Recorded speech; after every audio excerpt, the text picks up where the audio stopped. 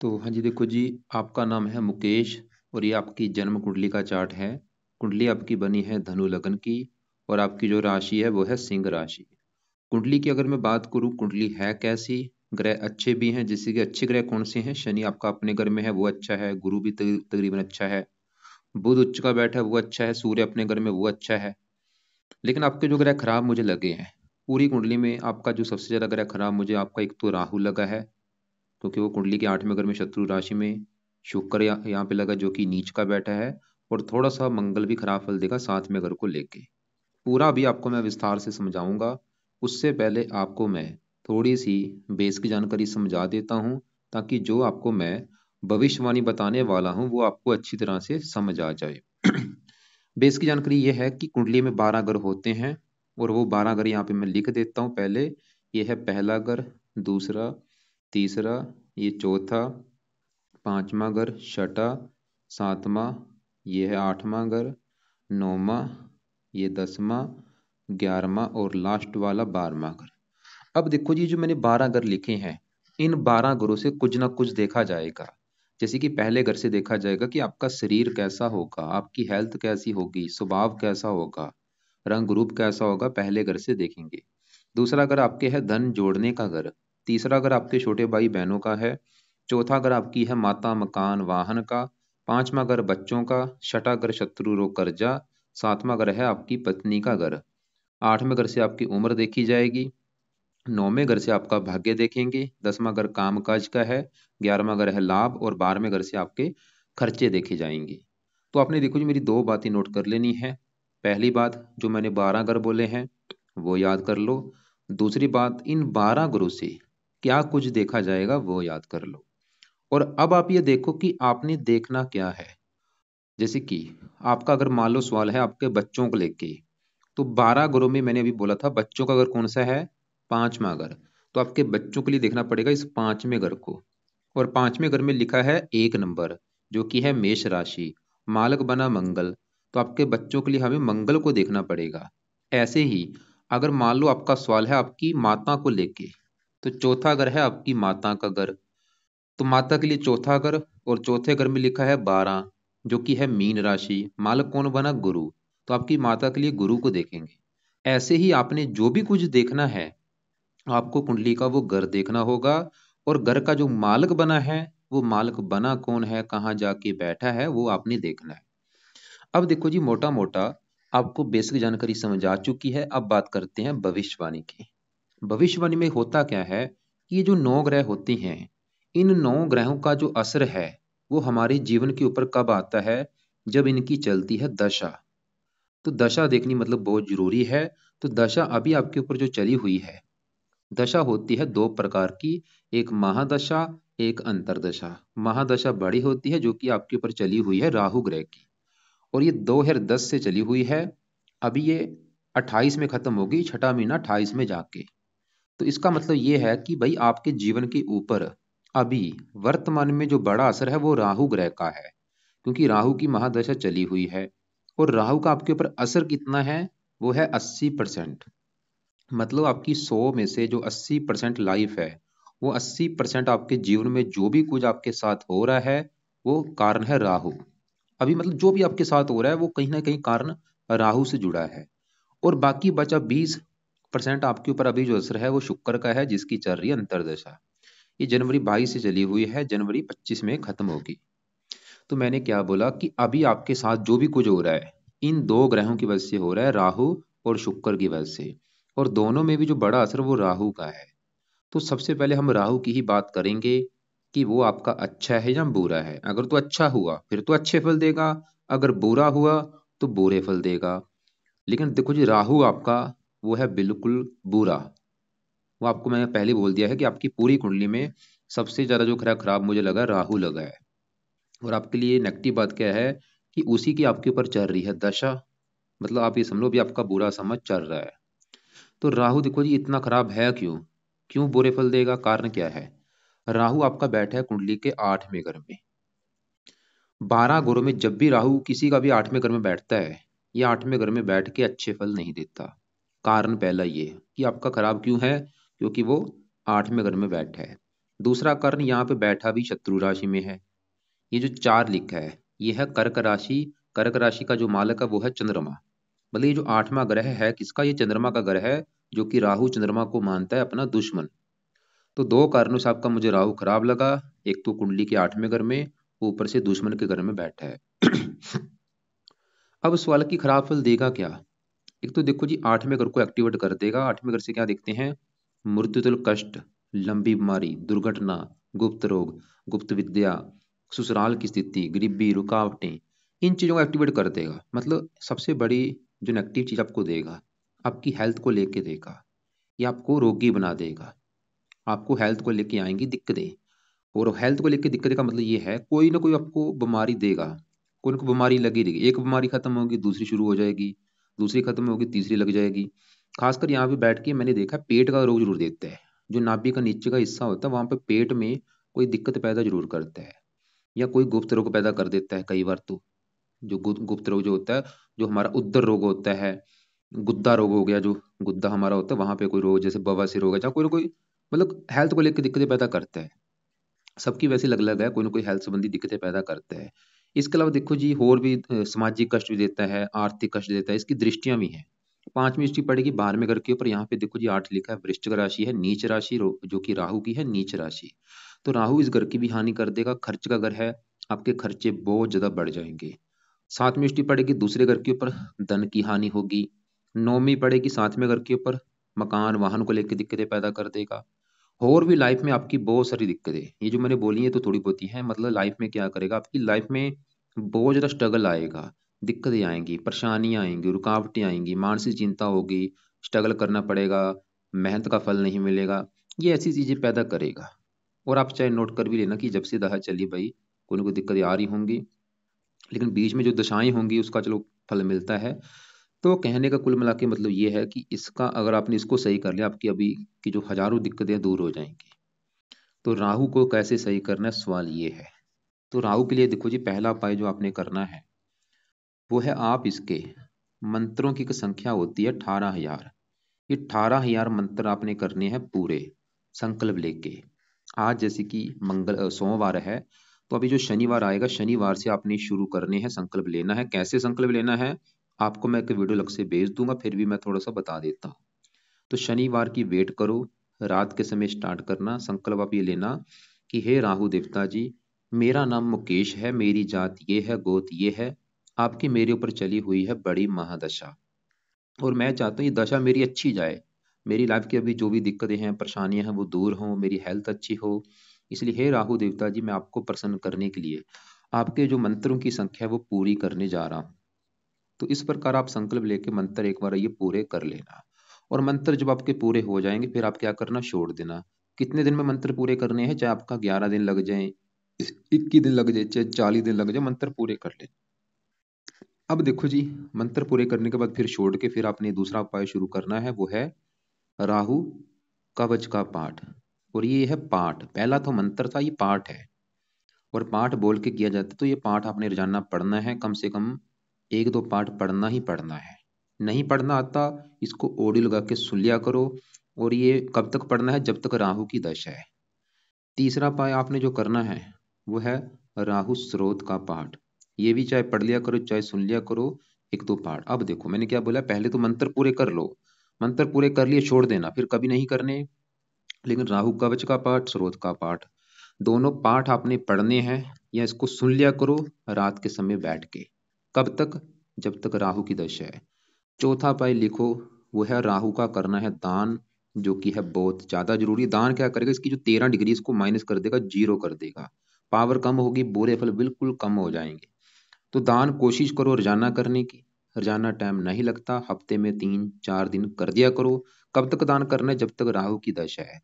दान की आपको मैं वीडियो भेज दूंगा, फिर भी थोड़ा सा मैं बता देता हूँ। इसका दान होता है सतनाजा, 7 प्रकार के अनाज होते हैं। ये दान आप पंछियों को कर सकते हैं। सतनाजे की वीडियो आपको मैं भेज दूंगा। ये दान बनता कैसे है वो भी आप देख लेना। तो इन 4 उपाय के अलावा एक आपको मैं वीडियो भेजूंगा राहु की और, जिसमें लिख रखे हैं राहु के 25 उपाय। उस वीडियो को भी आप एक बार निगाह मार के देख लेना। उसमें से भी जो आपको उपाय सही लगे, जो कि आप कर सकते हैं, वो भी आप जरूर करना। क्योंकि भाई जितने ज़्यादा आप उपाय करेंगे उतना ही आपके लिए फायदा होगा। जैसे कि आप शिव जी की पूजा उपासना कर सकते हैं, शिवलिंग पर जल चढ़ा सकते हैं, ऐसे भी जो उपाय हैं मैंने वीडियो में बता रखे हैं 25 उपाय वाली में। तो अब देखो जी, हमने क्या देखा कि आपकी पूरी कुंडली में जो ग्रह खराब है वो है राहु सबसे पहले नंबर पे, और उसी की चल रही है आपके ऊपर दशा। मतलब हम कह सकते हैं समय आपका अच्छा नहीं चल रहा। दूसरे नंबर पे आपके ऊपर चल रही है शुक्र की अंतर्दशा, जो कि जनवरी 22 से चली हुई है। मतलब 22 पूरा 23 पूरा, पिछले 2 सालों से आपके ऊपर शुक्र की भी चली हुई है अंतर्दशा। फिलहाल ये अभी जनवरी 25 में खत्म होगी, अभी 1 साल पूरे की पड़ी है। अब सवाल कि शुक्र आपका कैसा है, तो आपके लिए नेगेटिव बात बताऊं क्या है। शुक्र भी आपका मुझे खराब लगा है। मतलब पहले नंबर पे ग्रह आपका राहु खराब लगा है, और दूसरे नंबर पे आपके जो ग्रह खराब लगा है वो शुक्र लगा है। अब भाई सवाल ये है कि शुक्र क्यों खराब मैंने बोल दिया, वो क्यों खराब है। तो शुक्र देखो जी, आपका खराब होने का कारण है, शुक्र कहाँ बैठा है, कुंडली के 10वें घर में। शुक्र यहाँ पे 10वें घर में तो बैठा है, लेकिन यहाँ पे शुक्र ये जो 6 लिखा है ये है शुक्र की नीच राशि। ये जो 6 है इसे कहते हैं कन्या राशि, और जब भी शुक्र कन्या राशि में बैठता है नीच का हो जाता है। तो शुक्र आपका क्यों खराब है, क्योंकि वो नीच का बैठा है। और किस घर में नीच का बैठा है, 10वें घर में। और 10वां घर किसका है, 10वां घर है आपके काम काज का घर, पिता का घर, सरकार का घर और मान प्रतिष्ठा। तो शुक्र इस घर की हानि कर देगा। अभी शुक्र की जो दशा चली है इसमें क्या होगा, आपके काम काज में दिक्कतें आएंगी, आपको सरकारी कामों में दिक्कतें आएंगी, आपको मान प्रतिष्ठा में कमी होगी। और शुक्र के अपने 2 घर हैं, शुक्र कुंडली के इस घर का मालक है, मतलब बैठा उस घर में जाके है, लेकिन इसका जो घर अपना है, एक तो छठा घर है इसका, और ये 11वां घर, इन 2 घरों को भी हानि कर देगा अभी शुक्र की दशा में। अब देखो जी, जो छठा घर है, छठे घर से क्या देखा जाता है, छठा घर होता है रोग। रोग हो गया, शत्रु हो गया, कर्जा हो गया, कोर्ट कचहरी हो गया, चोरी ठगी विश्वासघात, ये चीजें जो होती हैं इस छठे घर से देखती हैं। और छठे घर में लिखा है 2, क्योंकि आपको मैंने सबसे पहले क्या बोला था कि घर का मालिक देखना होता है। जो कुछ देखना है वो घर देखो। जैसे आपने मान लो कोर्ट कचहरी के बारे में जानना है, तो छठा घर है कोर्ट कचहरी का, और छठे घर में लिखा है 2। 2 है वृष राशि, मालिक कौन बना, शुक्र, और वो 10वें घर में नीच का बैठा है, क्या होगा। और अभी शुक्र की दशा है, क्या होगा। शुक्र मतलब जो शुक्र की विधा चल रही है वो क्यों, क्योंकि एक तो देखो जी वो छठे घर का मालिक मार्केश भी है, ऊपर से नीच का है। तो शुक्र आपके छठे घर को एक्टिवेट कर देगा। छठा घर रोग का है, आपको रोगी बनाएगा। छठा घर शत्रु का, आपके शत्रु बढ़ा देगा। छठा घर है कोर्ट कचहरी का, आपको कोर्ट कचहरी के चक्कर लगाने पड़ेंगे। छठा घर और भी काफी काफी चीजों का होता है, और ये ननिहाल का भी होता है, ननिहाल को भी लेके दिक्कतें आती हैं। 11वें घर का मालिक है लाभ, लाभ में कमी कर देगा, काम काज में दिक्कतें। तो कहने का कुल मिला के मतलब ये है कि एक तो राहु की बड़ी दशा वो खराब, ऊपर से चल रही शुक्र की दशा वो नीच का बैठा है, भाई समय अच्छा नहीं चल रहा। राहु के तो मैंने उपाय बता दिए। अब सवाल है कि शुक्र के उपाय क्या आप ऐसे करें। और आपका जो सवाल था, क्या सवाल था, कि आपको कोर्ट कचहरी के चक्कर लगाने पड़ रहे हैं, लिख के दे सकता हूँ, वो कारण है शुक्र।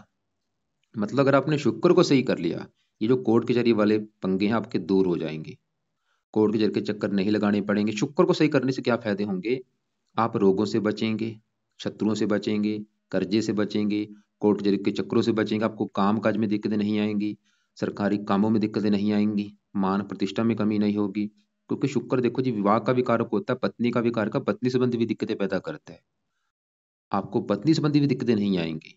अगर आपने दूसरा विवाह करना, आपने मुझे बोला था कि पहली पत्नी संबंधी कोई दिक्कत आई है, दूसरा विवाह करना चाहते हैं, तो शुक्र सही हो गया, तो पत्नी संबंधी भी दिक्कतें नहीं आएंगी। मतलब आपकी अगर ये पत्नी संबंधी भी दिक्कतें पहले आई हैं, कारण शुक्र भी है, क्योंकि वो नीच का बैठा है।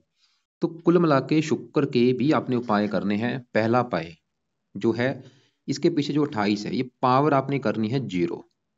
मतलब इसका बल होता है, बल जितना कम होगा उतना ही इसका बुरा फल कम होगा। तो पहला उपाय क्या है, आपने शुक्र का करना है दान। और अब ये दान क्या है, दान देखो जी आपने करना कब है, रोजाना दान करो, खाली सोमवार को मत करना, रोजाना दान आपने करना है। रोजाना अगर आपको लगता है कि रोजाना तो टाइम नहीं लग पाएगा, तो हफ्ते में 3-4 दिन जरूर किया करो, या शुक्रवार को तो जरूर करो। और ये दान देखो जी आपने कब तक करना है, जब तक ये शुक्र की दशा जो कि अभी पूरा 1 साल की पड़ी है, जनवरी 25 में खत्म होगी। अब ये दान होता क्या है, मैं आपको एक वीडियो अलग से भेज दूंगा, फिर भी आपको मैं थोड़ा सा भी दिखा देता हूँ इसका दान क्या होता है। तो जैसे मैंने बोला, देखो जी, दान वाली वीडियो आपको मैं भेज दूँ वैसे इसके, क्योंकि यहाँ पे अगर दिखाने लग जाऊँ काफी टाइम लग जाएगा, फिर भी थोड़ा सा मोटा सा बता देता हूँ। शुक्र के जो दान होते हैं वो व्हाइट रंग के होते हैं, सफेद रंग के, जैसे कि दही, घी, मक्खन, मिठाई, अ, सफेद फूल हो गया। ये दान किसको किया जाता है? आप मतलब किसी कन्या को, जो छोटी कन्या हो 5, 7, 8, 9 साल की, या कोई ब्राह्मणी हो, लड़की ब्राह्मणी हो, उसको आप खीर दे सकते हैं, दही दे सकते हैं, परफ्यूम दे सकते हैं, रेशमी सफेद कपड़े दे सकते हैं। ये आप चाहे तो रोजाना कर लो या शुक्रवार को कर दिया करो। अपनी पत्नी को, पत्नी तो क्योंकि आपकी है नहीं, या आप सफेद गाय को चावल दे सकते हैं, या आप चावल ले लो। ऐसे करो, आप चावल, चीनी, दूध या चावल रोजाना पंछियों को डाल दिया करो। आप चावल लेकर रोजाना पंछियों को डालो, या चीनी चींटियों को डाल दिया करो, या इत्र या परफ्यूम। ये तो वैसे कम यूज करना, आपने बंद कर दो परफ्यूम लगाना। तो इसकी वैसे वीडियो जो है वो आपको भेज दूंगा, उसको देख लेना। मतलब सिंपल सा दान आपको एक मैं बताता हूँ वो क्या है। एक तो चावल रोजाना पंछियों को डालो, और डालते समय शुक्र का मंत्र मन में करते करते चावल पंछियों को डालने। कितने डालने हैं? एक मुट्ठी ले लो, आधा किलो ले लो, किलो ले लो, पंछियों को चावल डाल दिया करो। और डालते समय आपने ये बोलना कि हे शुक्र देवता जी, आपका ये दान है वो मैं कर रहा हूँ ताकि आपका बुरा फल मुझे ना मिले। ऐसे एक मुट्ठी चीनी लेके, जो चींटियां होती हैं, जहाँ उनका घर होता है चींटियों का, वहां पे आपने चीनी डालनी है, और चीनी डालते समय शुक्र का मंत्र मन में करते करते चीनी वहां पे डालनी है। या दूध आप रोजाना किसी को दे सकते हैं, गरीब बंदे को दूध दे दो, या दही। ऐसे मतलब वो वीडियो में देख लेना। तो पहला शुक्र का उपाय क्या है? आपने शुक्र का दान करना है, वीडियो देख लेना भाई। दूसरा उपाय, आप शुक्र के भी मंत्र एक बार पूरे करो। और ये जो मंत्र हैं ये है 16,000। अब ये कब करने हैं? ये तब करने हैं जब आपके मान लो राहु के पहले 18,000 मंत्र पूरे हो जाएंगे। मतलब शनिवार से शुरू करो, राहु के मंत्र आपके जब खत्म हो गए, उसके बाद फिर आपने शुक्र के मंत्र स्टार्ट करने हैं। और जब शुक्र के मंत्र स्टार्ट करेंगे, वो आपका शुक्रवार का दिन होगा। चाहे सुबह कर लेना, चाहे रात को। और ये भी आप 40 दिन में, या जितना आपका दिन लगे, वैसे 40 दिन में करने शुभ होते हैं, चाहे 40 दिन लग जाए, या 11 दिन लग जाए, या 21 दिन में ये पूरे कर लेना। और मंत्र इसका है ओम शुम शुक्राय नमः। और जब शुक्र के मंत्र स्टार्ट करेंगे, संकल्प लेना है। कैसे? आप ये बोलना कि हे शुक्र देवता जी, मेरा नाम मुकेश है, जात ये है, गोत ये है। शुक्र देवता जी, आपकी मेरे ऊपर चली हुई है अंतरदशा, और आप मेरी कुंडली में नीच के बैठे हैं। और आप हैं छठे घर के मालिक। छठे घर से देखा जाता है कोर्ट कचहरी। और मेरी अभी सबसे बड़ी दिक्कत है कोर्ट कचहरी को लेके। मैं चाहता हूँ ये मेरी जो दिक्कत है कोर्ट कचहरी वाली, ये हल हो जाए इसका। इसलिए आपके मैं मंत्रों की जो संख्या है 16,000, वो पूरी करने जा रहा हूँ। तो इस प्रकार आप 16,000 मंत्र एक बार पूरे करके चाहे छोड़ देना। लेकिन शुक्र के भी दो पाठ है जो कि आपने करने हैं रोजाना। एक तो है शुक्र कवच का पाठ। और ये पाठ है, देखो जी, ये भी आपने पढ़ना है चाहे सुनना है, कम से कम 1, 2 पाठ पढ़ना है या सुनना है। और दूसरा पाठ शुक्र का है शुक्र स्रोत का पाठ। ये भी चाहे पढ़ लिया करो चाहे सुन लिया करो। अब देखो मैंने क्या क्या बोला। एक तो दान बोला है जो कि चाहे तो रोजाना कर लो या शुक्रवार को, आपकी मर्जी है। मंत्र एक बार 16,000 कर लेना। और बाकी शुक्र कवच का पाठ, स्रोत का पाठ, दोनों पढ़ने हैं या सुनने हैं। कब तक? जब तक आपकी कोर्ट कचहरी वाली दिक्कत दूर नहीं हो जाती, या ये जब तक दशा है, 1 साल तक कम से कम तो करो। इसके अलावा और भी उपाय हैं, वो भी आपको मैं थोड़े से बता देता हूँ। अगर आपको लगे कर लेना तो कर लेना। जैसे कि आप, शुक्र की देवी होती है माता लक्ष्मी जी, तो आप माता लक्ष्मी जी के मंदिर जा सकते हैं, या माता लक्ष्मी जी की कोई पूजा उपासना, या माता लक्ष्मी जी का अगर आपको कोई पाठ आता है वो पढ़ सकते हैं। तो ये आपने काम वही करने हैं। मतलब आपके जो ग्रह खराब हैं, उन्हीं की आपके ऊपर है दशा। आपने देखो जी, मुझे एक सवाल करा था कि आपकी पत्नी की हो चुकी है डेथ, आप दूसरा विवाह करना चाहते हैं, तो वो अगर करते हैं कोई रुकावटें ना आए, कर पाए, ऐसी आपने मुझे बोला है। तो जो 12 ग्रह होते हैं, देखो जी, 12 ग्रहों में तीसरा ग्रह है छोटे भाई बहन, चौथा घर माता का है, पांचवा घर बच्चों का है। ऐसे ही जो सातवां घर होता है, ये सातवां घर होता है पत्नी का घर। अगर आपकी मान लो हमने पत्नी का सुख देखना है, तो कुंडली का सातवां घर देखा जाएगा। और आपकी पत्नी के लिए देखो जी, सातवां घर, और भी काफी चीजें हैं, गौर से समझो। मैंने क्या बोला? पत्नी के लिए कुंडली का सातवां घर देखा जाएगा, क्योंकि सातवां घर है पत्नी का घर। और फार्मूला आपको मैंने क्या बोला था कि घर का मालिक देखना है। तो सातवें घर में क्या लिखा है? 3। 3 है मिथुन राशि, मालिक बना है बुध। तो आपकी पत्नी के लिए हमें सातवें घर के मालिक बुध को देखना पड़ेगा। और बुध के अलावा सातवें घर में कौन बैठा है? मंगल। मंगल को भी देखना पड़ेगा। और मंगल के अलावा पत्नी का कारक होता है शुक्र। तो शुक्र को भी देखना। और शुक्र देखो जी सबसे मेन होता है, क्योंकि शुक्र पत्नी का भी कारक है, विवाह का भी कारक है और सातवें घर का भी कारक है। तीन चीजों का कारक है, पत्नी, विवाह और सातवां घर। तो आपकी मैंने क्या बोला, पत्नी के लिए कम से कम हमें तीन ग्रह देखने पड़ेंगे, सातवें घर के मालिक बुध को, शुक्र को और मंगल को। शुक्र तो हमने देख लिया, वो तो आपका भाई बिल्कुल खराब है, वो तो ये दिखा रहा है कि विवाह संबंधी दिक्कतें आएंगी, पत्नी संबंधी दिक्कतें आएंगी। अब देखो जी, सातवें घर में जो मंगल बैठा है, अगर मैं इसकी बात करूं तो मंगल आपको अच्छे फल भी देगा लेकिन बुरे फल भी देगा। पहले बुरे फल की बात करता हूँ कि वो क्या देगा।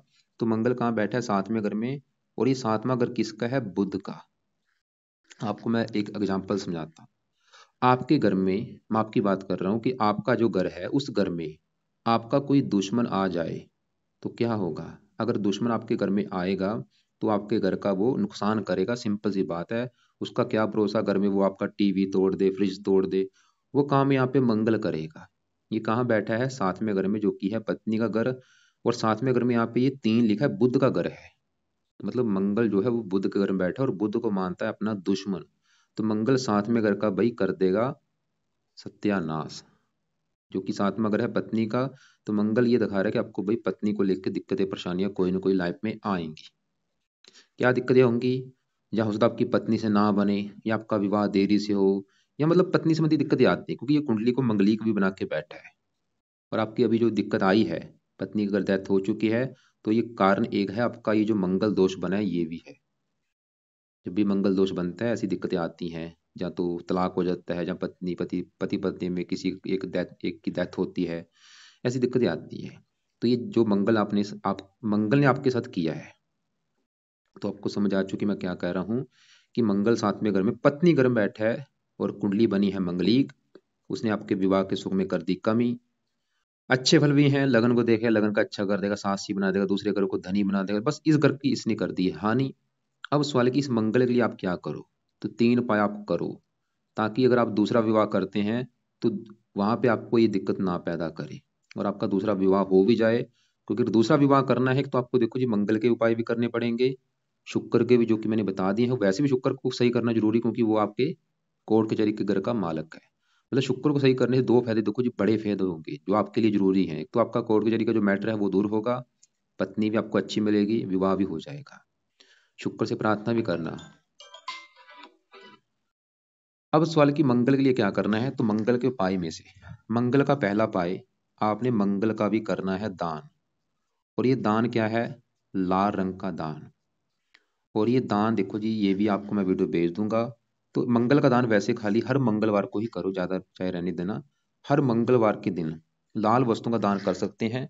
तो आपको मैं ये भी दिखा देता हूँ कि ये दान होता क्या है। तो ये दान देखो जी, आप यहाँ पे देखो, ये दान लिख रखा है मंगल का दान, ये वीडियो भी आपको भेज दूंगा। जैसे कि आप लाल कुत्ते को तंदूरी रोटी दे सकते हैं, बंदर को गुड़ या चना दे, लाल गाय को गुड़ की बनी रोटी खिलाएं, पंछियों को गेहूं डालें। ये मंगलवार को कर दिया करना उपाय, चाहे सभी कर लो, चाहे जो आपको सही लगता है कर लो। गुड़ से बनी रोटी किसी को खिलाएं। ये दान होते हैं, इसके लाल रंग के दान होते हैं। जैसे गाजर हो गया, शक्कर, लाल मिठाई आप बांट सकते हैं, लाल कपड़ा किसी को जरूरतमंद को दे सकते हैं, गरीब व्यक्ति को लाल कपड़े का दान कर सकते हैं, गेहूं, गुड़, शहद। तो ये वीडियो में देख लेना। तो पहला उपाय मंगल का आपने लिख लिया है कि आपने मंगल का दान करना है, जो कि हर मंगलवार को। दूसरा उपाय, ये तो है पहला। दूसरा उपाय, मंगल का किया करो मंत्र जाप, कम से कम सुबह का टाइम करना है एक माला, जो कि है ओम अंग अंगारकाय नमः। और ये मंगलवार से शुरू कर लेना और जाना एक माला सुबह के टाइम करना है। तीसरा उपाय, हनुमान जी की पूजा उपासना करो, हनुमान जी का पाठ किया करो। तो ये तीन उपाय आपने करने हैं मंगल के लिए। अब देखो जी, आपको मैंने बस यही उपाय हैं, और मैं आपको उपाय ज्यादा बताऊंगा नहीं। लेकिन आपको मैंने अभी बोला था, आपकी पत्नी के लिए तीन ग्रह देखने पड़ेंगे। हमने मंगल देख लिया, वो इस घर की कर रहा है हानि, पत्नी घर में बैठा है, शत्रु राशि में है। शुक्र देखा, वो भी पत्नी का कारक नीच का बैठा है।